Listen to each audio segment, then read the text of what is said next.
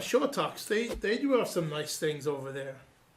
I understand those other penguins. They have a lot of new toys that that you don't have, and they seem to travel a lot, even for penguins. And oh, hold on, Tux. Hey, oh, I forgot we were gonna film this now, Tux. Hold on a minute. I forgot we were filming the Bible Connect video this morning. I was just talking with Tux here, and he noticed that some of the other penguins here had some new toys, and it started to notice that they had some things that he didn't have. They were getting some new games, and then we're going some places that he couldn't go, and it really started to bother him as he looked at his friends and saw what they had. He didn't have the same things. And I was thinking about that for a minute, and when we start to look around at what others have, and we begin to think about what we may not have, we begin to think that we're missing out on something. And begin to think about what I don't have, and what else I want. There's a big word that I think that we all need to learn. Tux for sure, and maybe some of you out there today. It's called contentment, and that word just means that I have to be content with what I have, or satisfied with what I have, and happy with what I have in front of me. And being content means to be happy or satisfied with what I have, where I'm going, who I am. Without looking at other people and saying, I wish I had that, or if I was like them, and if we could go there. When we begin to look at others and what they have, we can become a little upset about that. And we look at this world we live in, and this world really encourages us to want more for ourselves, and want more, and bigger and faster and newer. And when it comes out, get the newest of this or the newest of that. And commercials everywhere advertising on new toys and new games, and computers showing us all these things that we should have. And stuff comes in the mail advertising new cars, new homes, new boats, and it happens to kids, it happens to adults. This whole world just wants us to get more. And it teaches us never to be satisfied with what we have. And when I begin to look at the things I don't have, or the things I have in my life and compare it to other people's lives, it can begin to make me feel empty inside and sad. I'm thinking, does God want me to feel empty? Does he want me to feel sad? No, he doesn't. He doesn't want me to feel that way at all. Well, if God doesn't want me to feel sad, why doesn't he just give me more stuff?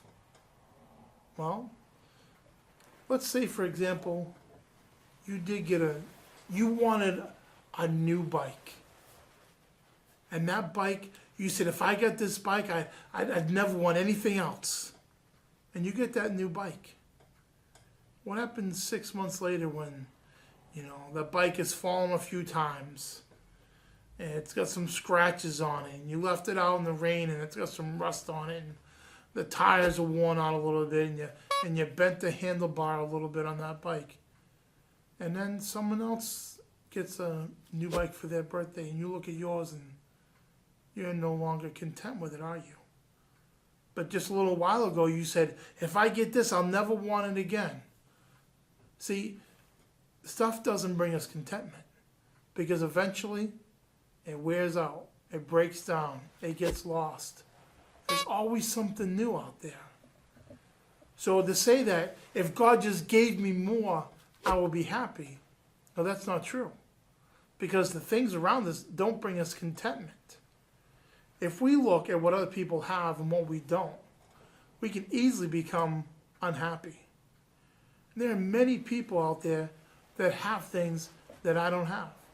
I used to really struggle with this myself, not just as a kid, but early as an adult in my life too.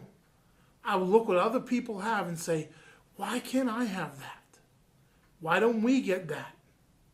Why do I still have to wait? Why do they deserve it more than I do? And I begin to struggle sometimes in my life, not being content. Growing up, I had my best friend. across the street from me. And whenever he needed something, he got it. They went and got new clothes all the time.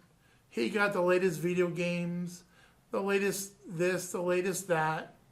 Needed a new bike, he got it. One day we went out riding our bikes together. We went to the store. And he went into the store and I was waiting. He said, wait here, wait here. And I waited for a few and then I got bored. I said, well, I want to go in the store. I said, I'll just leave the bikes here. So I got off my bike, and I left my bike with his bike sitting against the fence at the store. I went in just for a couple minutes, and we came out, and our bikes were gone. They were stolen. And you know what happened the next day? His parents went out and bought him a new bike. And I didn't have a bike for a long time after that. And I used to look at that and say, why can't I have stuff like him? Well, the stuff doesn't make me happy. I thought it would, but I really didn't. And I began to compare myself to other people and what they had. Philippians 4:11 says, not that I speak in respect of want, for I have learned in whatsoever state I am, wherewith to be content. Now this is Paul speaking, the apostle. And Paul best explained being content like this. Paul served God faithfully. He was a good servant to God. Yet some days he went without food. Some days he had plenty. Some days he would walk around a free man. Other days he spent his time in jail. He was in shipwrecks. Sometimes he didn't have a place to stay. But he always said that no matter what he had, he would be content. He would be happy. He learned to go without. He learned to have. But it was not those things that brought him joy. It wasn't having food that brought him joy. It wasn't having a place to stay. And it wasn't even his freedom. What brought him joy was serving God. What brought him true excitement in his life and helped him be filled and be happy was not the things that he had around him, but serving God with his life. And he said no matter what he had, he would be content. He would be happy. Paul was a great example of being content. Imagine waking up one day in a home and having food. And the next day you wake up in prison, hungry, and still being happy. Could you do that? Paul did. Why? Because he wasn't happy because of a home or because of his freedom. He was happy to serve God, no matter where God had brought him. He loved God so much that the things of this world didn't matter to him. If he had something, he enjoyed it. If he didn't, he was okay. That's a hard example for me when I was a kid and even to an adult to learn that. I hope you can learn that at a much earlier age. That you don't have to have what other people have. You don't have to have the newest toys, the newest video game system. You don't have to go to the places that other people go. And you can still be happy with what you have. Be content with what God has given to you. See, when I'm not happy with what I have, that means I'm not thankful for what God has given to me. Oh, I just have this, but I want more. I'm not happy with what you've given to me, God. So God, give me something else. Because this isn't enough for me. So when God gives me something, if I'm not happy in it, I'm telling God, God, you didn't do a good enough job to meet my needs. You didn't do a good enough job to make me happy. And who am I to tell God that he hasn't done a good enough job? You know, I always look at what others had, and I used to measure my happiness based on that. And you know what I realized? I was wasting my time. The things of this world didn't bring me joy. They couldn't. Hope you and Tux can learn this lesson much earlier than I did. I'm fortunate I had to wait till I was older to learn to be content, because I learned this important lesson. I can always look at other people and see what they have more than me. But I forget there's people looking at me and saying, I wish I had what he had. See, there will always be people that have more than you.